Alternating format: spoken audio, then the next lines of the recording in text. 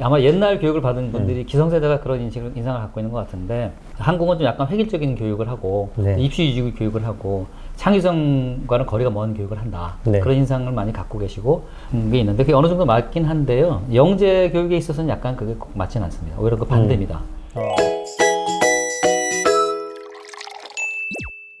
교수님은 그러면 이게 조금 민감한 질문일 수 있는데, 한국의 영재 교육은 그래도 올바른 방향으로 가고 있다, 아니면 조금 수정될 부분이 있다, 어느 쪽으로 좀 생각을 하시는 편일까요?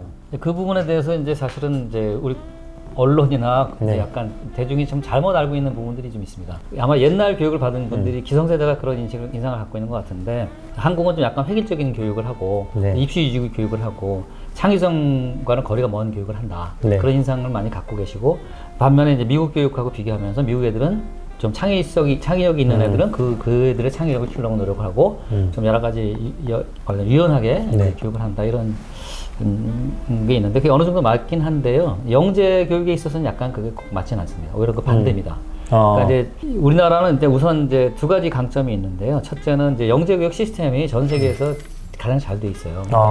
예를 들어서 우리나라 같은 경우에 지금 뭐 과학영재교육원이 뭐 네. 엄청나게 많고요. 그게 네. 뭐 시도교육청이나 대학 부설도 있고, 뭐 과학고 부설도 있고, 다양한, 그리고 또 거기 혜택을 받는 학생들도 많고, 네.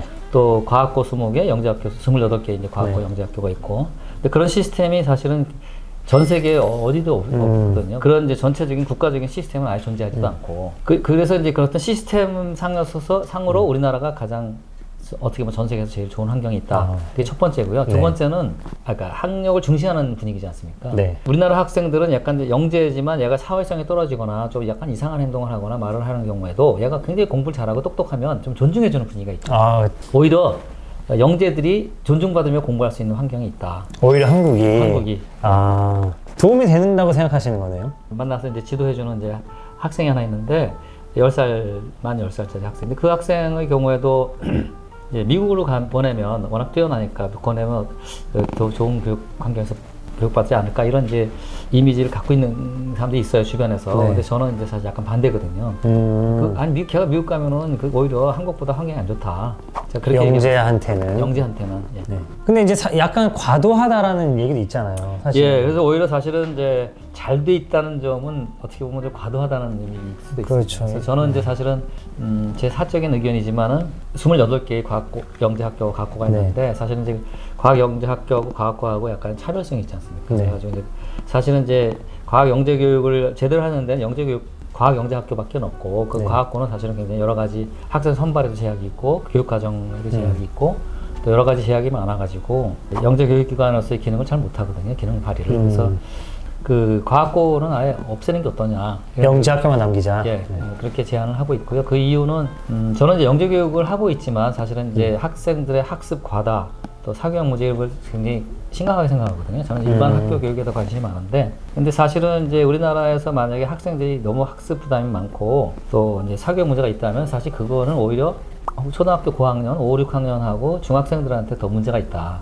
왜냐하면 이제 고등학생들은 이미 머리가 커서 네.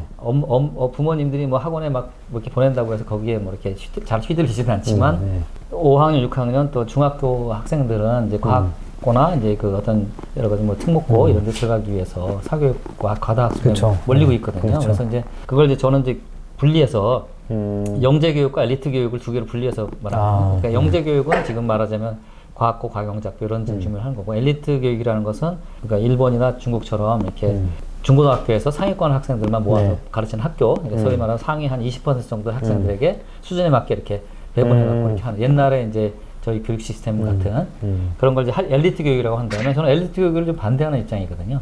굳이 많은 학생들을 상위 20-30% 정도 학생들을 그 학생들의 학력 수준에 따라서 어린 나이부터 이렇게 줄 세워서 학교에 보낼 필요가 없다.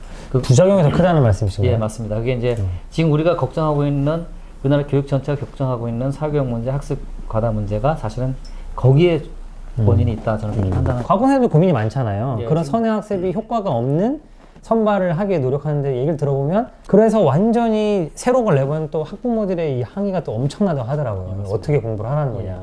학부모 입장에서는 우리 애가 공부 잘한다고 생각한다면 얘를 미래를 위해서 결국 그런 학교들을 보내고 싶고 어느 부모나 비슷할 겁니다. 그러다 보면 이제 좀 더 일찍 시켜야 된다는 또 생각이, 그것도 어느 정도 사실이고요. 음.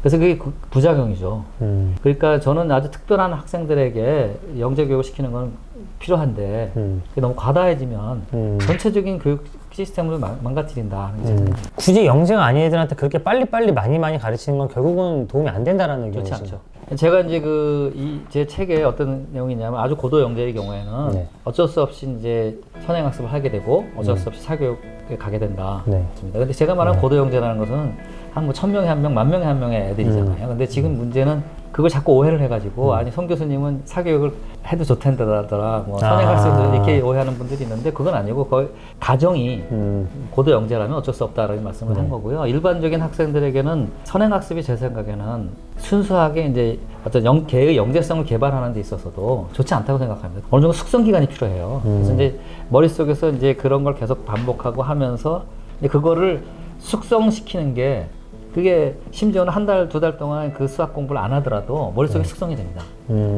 또 그런 비슷한 문제를 자꾸 풀면서 또 그런 지식이 숙성이 되고. 근데 그걸, 얘는 다 아니까, 또 얘는 머리가 좋으니까 그 단계 가지, 또 그 단계 가면 점점 더 이게 숙성 기간이 짧아지고, 결국은 좋지 않다. 이게 제 생각입니다.